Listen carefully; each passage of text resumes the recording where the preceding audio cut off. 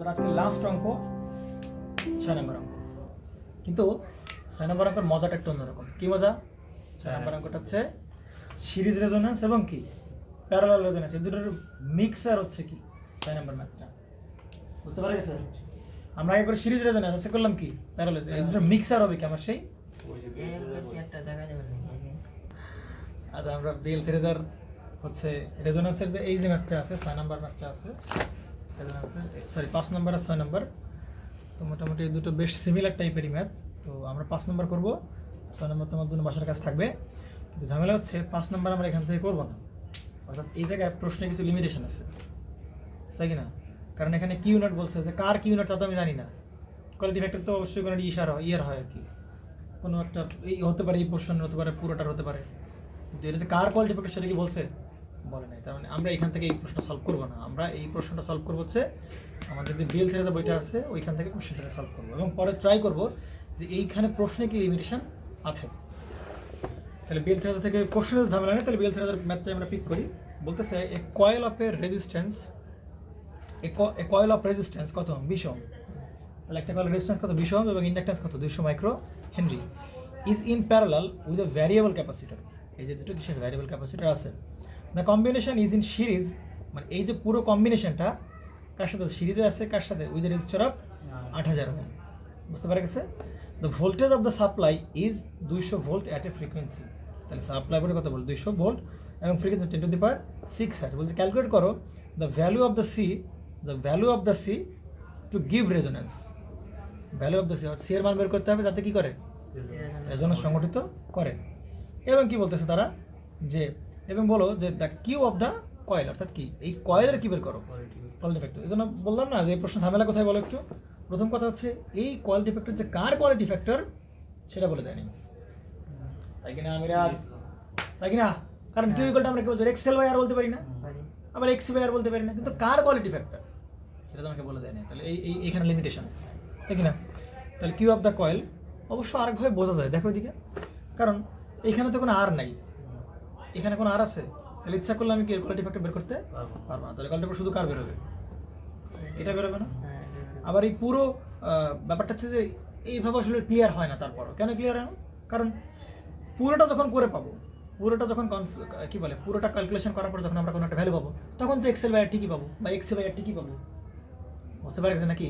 তাহলে এই quality factor যে কার, পুরো কম্বিনেশনের নাকি শুধু কয়েলের নাকি শুধু কি বলে ক্যাপাসিটিভ ব্রাঞ্চ, এটা তো বলে দেয়নি। কিন্তু বেল থিওরির বইটাতে ক্লিয়ার করা আছে কিউ অফ দ্য কয়েল, অর্থাৎ কয়েলের কি বের করো? কোয়ালিটি ফ্যাক্টর বের করতে হবে। The current in each branch, প্রত্যেকটা ব্রাঞ্চের কি বের করো? কারেন্ট বের করো of the circuit at resonance অবস্থায় সার্কিটের প্রত্যেকটা ব্রাঞ্চের কি বের করতে হবে? কারেন্ট বের করতে হবে। বুঝতে পেরেছেন নাকি বোঝেন নাই? আচ্ছা তাহলে আমরা ম্যাথটা এবার তুলি সার্কিট বইটিতে খাতায়। এর হচ্ছে 14.49, একই সাথে রেজোন্যান্স কয় নাম্বার? 5 নাম্বার। এটা করে নিতে হবে। আচ্ছা তাহলে এটা যখন দেখলাম যে 20 ওহমের কয়েল আর কত 200 মাইক্রো হেনরির কয়েল, হ্যাঁ তাহলে এই জায়গায় এটা হচ্ছে কত ওহম? 20 ওহম। আর এই জায়গায় কত হেনরি? 200 micro Henry. হ্যাঁ, আর এই জায়গায় 200 মাইক্রো হেনরি যদি থাকে এবং প্যারালাল উইথ ভ্যারিয়েবল ক্যাপাসিটর, তাহলে এই জায়গায় এর সাথে কি আছে? একটা ভ্যারিয়েবল ক্যাপাসিটরের সাথে আছে এসে ভ্যারিয়েবল ক্যাপাসিটর, এবং এই পুরো কম্বিনেশনের সাথে the combination is in series with a register of 8000 ohm. তাহলে এর সাথে সম্পূর্ণ কম্বিনেশনের সাথে সিরিজ আছে কত? 8000 ওহম একটা রেজিস্ট্যান্স আছে। এবং বলছে দ্য ভোল্টেজ সাপ্লাই হচ্ছে কত? এই জায়গার কত ভোল্টেজ সাপ্লাই করলাম আমরা? 200 ভোল্ট, তাই কিনা? তাহলে এটা হচ্ছে কি ফ্রিকোয়েন্সি, তাই তো? আচ্ছা তো এই জায়গায় চিন্তা করো যে হ্যাঁ ফ্রিকোয়েন্সি আছে কত? 10 টু দি পাওয়ার 6 হার্টজ। প্রশ্ন বলতে value of the sea to give resonance. কি বলেছে? Value of the sea to give resonance. ভালো বলিস। তাহলে আমার প্রথমত কার মান বের করতে হবে? সি এর মান বের করতে হবে। যে কি করবে? যে রেজোন্যান্স ঘটাবে। যে কি ঘটাবে বলো? যে কি ঘটাবে? রেজোন্যান্স ঘটাবে। টু গিভ রেজোন্যান্স, যে কি করতে পারে? রেজোন্যান্স ঘটাতে পারে, তাই কিনা? এখন কথা হচ্ছে যে সে কোন ফ্রিকোয়েন্সি রেজোন্যান্স ঘটাবে? এই যে ফ্রিকোয়েন্সি দেওয়া আছে, ফ্রিকোয়েন্সি কি করবে? সে বলছে এইসব কনফিগারেশন থাকা অবস্থায় ক্যাপাসিটর যে রেজোনেন্স ঘটাবে তার জন্য কার মান, ক্যাপাসিটরের মানটা কত হবে, এই ফ্রিকোয়েন্সি, তাই কি না? তাহলে এখন দেখো ক্যাপাসিটরটা কোন কানেকশন আছে, প্যারালাল নাকি সিরিজ? তাহলে অবশ্যই কোন রেজোনেন্স ঘটাবে, প্যারালাল রেজোনেন্স। আমরা তোকে বুঝতে পারছো না, বোঝা নেই যে কনফিগারেশন দেওয়া আছে কি প্যারালাল দেওয়া আছে না, তাহলে সে প্যারালালে কি ঘটাবে, তাহলে রেজোনেন্স সংখ্যাটা ঘটাবে, ঠিক না? তাহলে আমরা এই যে স্ট্যান্ডার্ড সার্কিটটা, তাই কি না, এই স্ট্যান্ডার্ড জন্য রেজোনেন্সের ফর্মুলা শিখছিলাম না, এফ আর ইকুয়াল টু কত, 1/2 পাই, ওটা আবার কত 1/LC আর কত মাইনাস R/L এর হোল স্কয়ার, মনে পড়ে? তো সাধারণত যেটা করা হয় দেখো, এই যে 1/LC ওটা আবার R/L স্কয়ার, সাধারণত যেটা করা হয় এই রেশিওটা যদি নেগলেক্ট করে দেওয়া হয়, তাহলে ফর্মুলা কি দাঁড়াচ্ছে দেখো তো একটু ভাই, 1/2 পাই টু যাবে কত LC না? যদি এই যে RC এর মানটা যদি ক্যান্সেল করে দেওয়া হয় তাহলে কি দাঁড়াচ্ছে formula, F not equal to কত 1/2 পাই কত রুট ওভার কত LC বলতে পারি, অবশ্যই এটা দেখতে পাইনি ওরা। আচ্ছা, এই R/L মান যদি ক্যান্সেল করে দিই তাহলে এখানে কত, সে ঘুরে ফিরে কত 1/2 পাই LC বলতে পারি না? একইভাবে এখানে কত 1/2 পাই RC ক্যান্সেল করে দিলে 1/2 পাই LC থাকে না?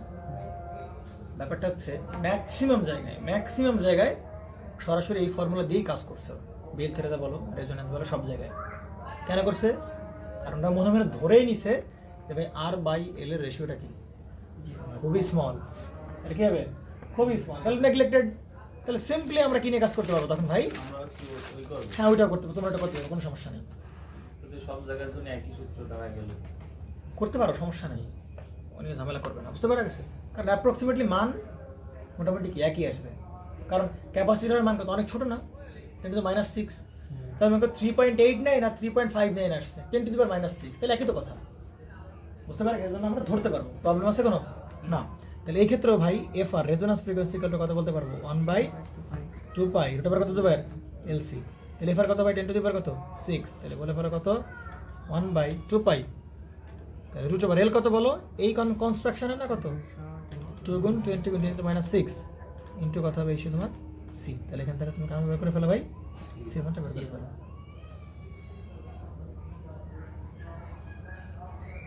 বুঝতে পারা গেছে কেন আমরা লিখতে পারছি জোয়ার, কারণ এখানে R/L এর রেশিও আর এখানে LC এর রেশিও, দুটো কি ধরছি আমরা, RC রেশিও, দুটো কি ধরছি আমরা মোটামুটি নেগলিজিবল ধরতেছি।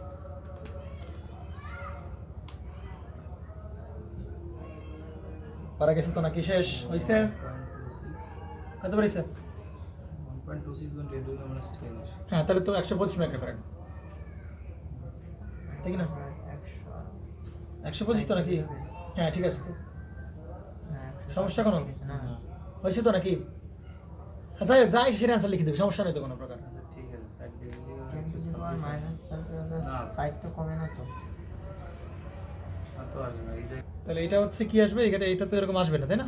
এখানে আসবে হচ্ছে কত বলি একটু বলো, তাহলে কত হচ্ছে 1.26 গুণ কত 10⁻⁻⁻10, তো এটা একবার এরকম বলতে পারি না যে 126 গুণ 10⁻কত -12 ফ্যারাড, তো এটাকে আমরা কি বলতে পারি 126 পিকো ফ্যারাড। তাহলে এটা ভুল করছে কোথায়, এই মাইক্রো ফ্যারাডে কি বসবে এখানে পিকো ফ্যারাড হবে, ওকে? তো ভুলের কোনো শেষ নাই, ওই দিকে থেকে এদিকে আসো, এত ভুল, এই থেকে ওদিক যাও, প্রশ্ন বুঝে উঠতে পারো না, মানে ভুলের কোনো শেষ নাই। এবার আসি, তাহলে এই মান দিলে রেজোনেন্স কি হবে, সংঘটিত হবে। এবার কি বলছে বলো তো, the Q of the coil, কি বলেছে কয়েলের কিউ বের করে, তাহলে কয়েলের কিউ কিভাবে বের করে, এক্সেল বাই কি আর, তাহলে এক্সেল কত হবে 2 পাই, এফ কত 10⁻⁶, এল কত 200 গুণ 10⁻⁻6, এক্সেল বাই আর কত ভাই 20, বাস, তাহলে কিউ এর কোয়ালিটি ফ্যাক্টর বের হয়ে গেল, কয়েলের কোয়ালিটি ফ্যাক্টর বের হয়ে গেল, কত বেরিয়েছে বলো 62.8। হ্যাঁ 62.8, কি বলবো বল, দেখ ভুলের রাজ্য, এখানে 200 গুণ 10⁻⁶ হবে, ভুলের রাজ্য, কত 22 তো।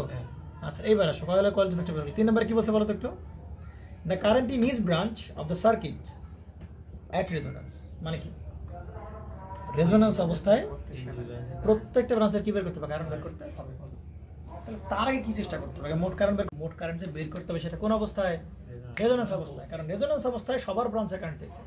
তাহলে রেজোন্যান্স অবস্থায় যদি মোট কারেন্ট পেতে হয় তাকে চিন্তা করতো, তাহলে রেজোন্যান্স অবস্থায় যদি মোট কারেন্ট পেতে, তাহলে আইকনটা কত V/Z না, তাহলে V/Z, কিন্তু রেজোন্যান্স অবস্থায় Z কেমন হয় ম্যাক্সিমাম না প্যারালাল রেজোন্যান্স অবস্থা জেড কেমন হয় ম্যাক্সিমাম এখানে ম্যাক্সিমাম মিনিমাম বিষয় না জেড আনতে হবে সোজা হিসাব বুঝতে পারা গেছে জেড আনতে হবে তাহলে দেখো চিন্তা করো তো এখন রেজোন্যান্স সংগঠিত হবে তখন এর ইম্পিডেন্স কত ভাই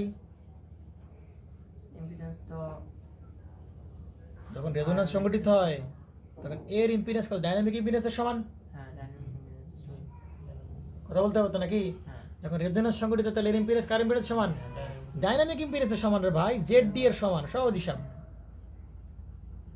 তাহলে জেড ডি পেলাম আর আমরা কি যোগ করে দিলে আমরা কি মোট ইম্পিডেন্স পাবো না বোঝো নাই না তার 200 ভোল্ট দেখো দিকে রেজোন্যান্স ঘটাচ্ছি না হ্যাঁ। তাহলে রেজোন্যান্স অবস্থা কারণ বের করতে চাচ্ছি না হ্যাঁ। তাহলে রেজোন্যান্স অবস্থার ইম্পিডেন্স লাগবে এইটুকু তো এটা প্যারালাল কম্বিনেশন রেজোন্যান্স অবস্থায় এ কতটুকু ইম্পিডেন্স দেয় ডাইনামিক ইম্পিডেন্স জেড ডি দেয় বুঝে গেছে তাহলে জেড ডি আর আর এরা কি সিরিজে আছে তাহলে এই দুটো যোগ করে দিলে আমরা কি টোটাল ইম্পিডেন্স পেয়ে যাবো বুঝতে পারা গেছে নাকি তাহলে এখানে কত হবে ভাই 8000 প্লাস হবে কত ডাইনামিক ইম্পিডেন্স বুঝতে পারা গেছে তাহলে 200 বাই এখানে কত হবে 8000 জেড ডি কিভাবে বের করি ভাই এল বাই আর সি তাহলে এল কত বলো 200 গুণ কত হবে 20 কত -6 আর কত ভাই এইটুকু আর কত হবে 20 সি কত পেলাম ভাই আমরা 100 কত 26 গুণ 10 টু দি পাওয়ার কত -12 তাহলে এবার করে ফেলো ভাই তোমরা আই এর মানটা পেয়ে যাও মিরাজ পারা যাবে নাকি যাবে না 2.28 হ্যাঁ 2.27 মিলি অ্যাম্পিয়ার হ্যাঁ 2 পয়েন্ট কত 7 to 8 28 কি বেরিয়েছে মিলি অ্যাম্পিয়ার পারা যাবে তো নয়ন তাহলে রেজোন্যান্স অবস্থা কোন ইম্পিডেন্স পাবো আমরা ডাইনামিক ইম্পিডেন্স তাহলে সহজ হয়ে গেল ডাইনামিক ইম্পিডেন্স ক্যালকুলেট করার পর এইগুলোর প্যারালাল করা লাগলো করা লাগে না সহজ হিসাব কারণ ডাইনামিক ইম্পিডেন্স কোন অবস্থায় পাওয়া যায় এই অবস্থায় পাওয়া যায় ব্যাস তাহলে হয়ে গেল এখন এই কারেন্টটা তাহলে এর মধ্যে ফ্লোয়িং কারেন্ট কত 2.28 মিলি অ্যাম্পিয়ার তাহলে এই 2.28 মিলি অ্যাম্পিয়ার এখানে সেটা ভাগে ভাগাবে দুই ভাগে ভাগাবে এখন তুমি এখানে কারেন্ট ডিভাইডার মেরে দিবা তুমি কি এই I1 ও পেয়ে যাবা আবার তুমি কি I2 ও পেয়ে যাবা বাকিটা তোমার কাজ পারা যাবে তো নাকি তুমি যে I1 বের করো সেটা তোমার কাজ জাস্ট কারেন্ট ডিভাইডার করে দিলে কি হবে পারা যাবে তো না বাকি আছে কয় নাম্বার অঙ্ক 6 নাম্বার অঙ্ক আচ্ছা তাহলে এবার আমরা করবো রেজোন্যান্সের কয় নাম্বার অঙ্ক 6 নাম্বার অঙ্ক লাস্ট ম্যাথ বলছিলাম কিন্তু লাস্ট কয় নাম্বার সেটা তো আর বলি নাই লাস্ট 1 নাকি লাস্ট 2 সেটা তো আর বলি নাই ফাইনাল ম্যাচ কিন্তু সেমিফাইনালও তো আছে নাকি ফাইনালের আগে সেমিফাইনাল না হ্যাঁ তাহলে ওটাও তো এক ধরনের ফাইনাল লাস্ট 1 এটা লাস্ট 2 এবং এটাই মানে একেবারে লিমিটেড তাহলে রেজোন্যান্স কয় নাম্বার 6 নাম্বার তো 6 নাম্বার বলতে দেখো তো একটু সি এর মান কত হলে পাওয়ার ফ্যাক্টর কি হবে ইউনিটি হবে তাহলে সার্কিটটা একটু আমরা ড্র করি তারপর আমি তো করাই দেবো এটা ধরাই দিব তোমরাই পারবা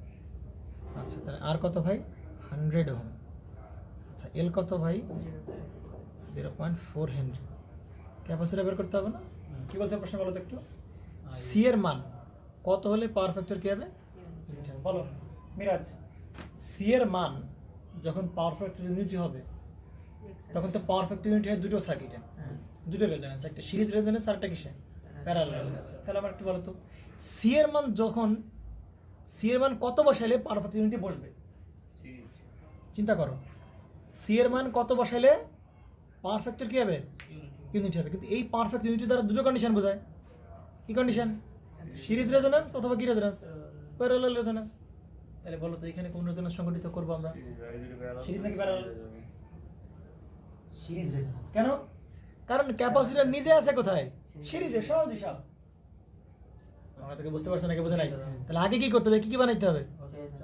আগে কি সিরিজ বানাইতে হবে আমার কথাকে বুঝতে পারছো না বুঝে নাই নয়ন টেকনিকটা বুঝতে পারছো যে পারফেক্ট ইউনিটি মানে কি প্যারালাল রেজোন্যান্স বা সিরিজ রেজোন্যান্স হতে পারে কিন্তু আগের টাকা দেখো তো এই আছে কোথায় প্যারালালে তাহলে রেজোন্যান্স সংগঠিত হয়েছে কোনটা প্যারালাল রেজোন্যান্স একদম সহজ হিসাব বোঝা গেছে নাকি আর এই ক্যাপাসিটর নিজে আছে কোথায় সিরিজে তাহলে হবে এখানে series resonance parallel resonance condition এখানে আসবে না বুঝতে পেরেছেন নাকি বুঝেন নাই তাহলে দেখেন তো প্রশ্ন বল সিএম কত হলে পারফেক্ট কত হবে, ইউনিটি হবে এবং I2 মান বের করা, এবং I2 মানে কোন জায়গার, এই জায়গার কারেন্টটা বের করতে হবে।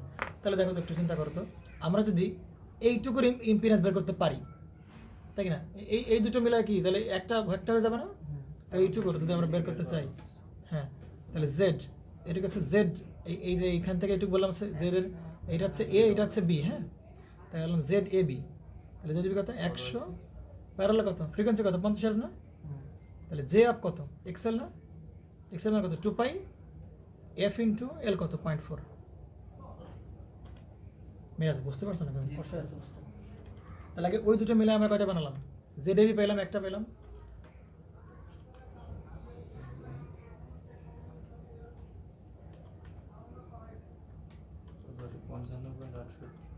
তাহলে জেড এবির মান পাইছি কত আমি, না না না ওভাবে না, মানে ইয়া করেই বল তুই, এ বি আকারেই বল, মানে পোলারে পোলারে বল, পোলার না রেক্ট্যাঙ্গুলার বল, কারণ এই দুটো মিলে একটা বানাচ্ছি না, কত পেরেছে বল, 48.72, 61.22, দেখ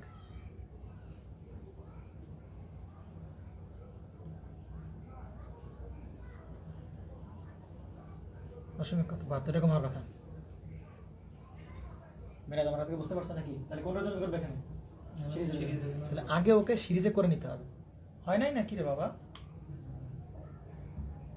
61.22 আর হ্যাঁ। 48.72। ঠিক আছে তো ভাই, হ্যাঁ। তাহলে দেখো তো, তাহলে এইটুক করলে এইটুকু সমতুল্য মানে কি এইটা না, তাহলে নিউ সার্কিট এখন কেবল কিরকম হবে, এরকম হবে না, এইটুকু হচ্ছে কত 61.62, আর এই জায়গায় এটা কি প্লাস যে আপনার, তার মানে কি আসবে, একটা একটা কত হবে 48 কত হবে 72, এটা হচ্ছে এক্সেল এর মান, এটা হচ্ছে কার মান, ওর আর এর মান, তাহলে সেটা সিরিজে কি ছিল ক্যাপাসিটর না, তাহলে এবার বলো, এবার তো মনে হয় আর বলে দেওয়া লাগবে না নাকি, কারণ যদি ক্যাপাসিটরের মান কত হলে পারফেক্ট ইউনিটি হবে, তাই কি না, তাহলে সিরিজ রেজোন্যান্স, তাহলে সিরিজ রেজোন্যান্স শর্তে কি হবে ভাই, এই এক্সএল আর এক্সি কি হবে সমান হবে, তাহলে বলে ফেলো এক্সি কত 48 কত 72, তাহলে কত বেরোবে, সিএম কত বেরোচ্ছে,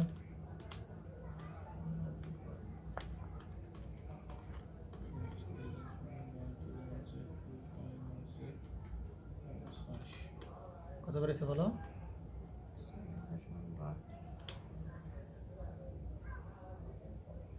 6.53 গুণিত -5 তাহলে 35 কত করে মাইক্রোফ্যারাড বলতে পারি তো, বলতে পারি। পারি তো নাকি, হ্যাঁ। তাহলে এবার প্রশ্নে তাহলে সিএম বেরোলো নাকি, আচ্ছা এবার বলছি I2 মান বের করো নাকি, I2 মানে কোন জায়গায়, এই জায়গার না, তাহলে দেখো এবার আমি কার মান জানি, এক্সির মান জানি, তাই কি না, আমি এক্সি জানি, এটা মান কত 48 কত হবে 72 ওহম, হ্যাঁ। কত হবে ভাই, কত বলো তো ভাই বলো, টোটাল কারেন্টটা যদি হ্যাঁ চিন্তা করতো, এটা যখন পুরোটা কম্বিনেশন আছে ভালো করে খেয়াল করো, এবার আই বের করি, তাহলে আই কত ভি বাই জেড না, এইটা এর সাথে কি সিরিজ রেজোন্যান্স আছে না, এর সাথে কি সিরিজ রেজোন্যান্স আছে, সিরিজ রেজোন্যান্স, তাহলে সিরিজ রেজোন্যান্স ইম্পিডেন্স কেমন হয়, মোট রেজিস্ট্যান্সের কি সমান, মোট রেজিস্ট্যান্সের কি সমান। তাহলে এক্সেল আর এইটুকুর কম্বিনেশনের যে এক্স, এই দুইজনকে কাটাকাটি, হ্যাঁ। তাহলে শুধু কি আছে 122 আছে, হ্যাঁ। তাহলে ভি কত বলো এটা হচ্ছে 200 ভোল্ট, 200 ভোল্ট। এবার বুঝতে পারছিস না বুঝিস না হ্যাঁ। মিরাজ 200 ভোল্ট, কারণ সিরিজ যেহেতু এক্সেল এক্স জন কাটাকাটি, এক্সেল এর কাটাকাটি শুধু কার থাকবে না 3.27 3.27 কত অ্যাম্পিয়ার, তাই তো, তাহলে এই যে 3.27 এখানে আসলো, এই 3.27 কার ভাগে ভাগ, দুই ভাগে ভাগ হবে না, তাহলে এখানে তুমি কারেন্ট ডিভাইডার দাও, তুমি কি পেয়ে যাও ভাই I2 পেয়ে যাও, এটা একটু করে নিও, হ্যাঁ আমি একটু লিখে দিই, 3.27 গুণ হচ্ছে কত 100 বিপরীত ব্রাঞ্চকে 100 বাই হবে কি 100 প্লাস যে এর মান না এর মান, আমার কিন্তু এর মান এই তো বাদ, 2.8 এর I2 না কিন্তু এই সার্কিট I2, তাহলে কত বেরোচ্ছে, এটা করলে মনে হয় আসে কত 125 এই যে আপেল, হ্যাঁ। এটা কিন্তু এক্সেল কত এইটা, 40 পাই, তার মানে হচ্ছে তাহলে হচ্ছে 2 পাই ইন্টু এফ কত 50 ইন্টু এল কত 0.4, এই যে তোমার সেই এইটা কিন্তু আমি বুঝতে পারছি না, বোঝা নাই, কারণ এইখানে রাইট এই সার্কিটে তো I2 এটা তো জাস্ট ইকুইভ্যালেন্ট সার্কিট, এটা হচ্ছে তাই এটা করলে কত হবে 2.034, অ্যাঙ্গেল হচ্ছে কত -51.5 ডিগ্রি অ্যাম্পিয়ার। শেষ আপনাদের প্যারালাল রেজোন্যান্স, প্যারালাল রেজোন্যান্স শেষ।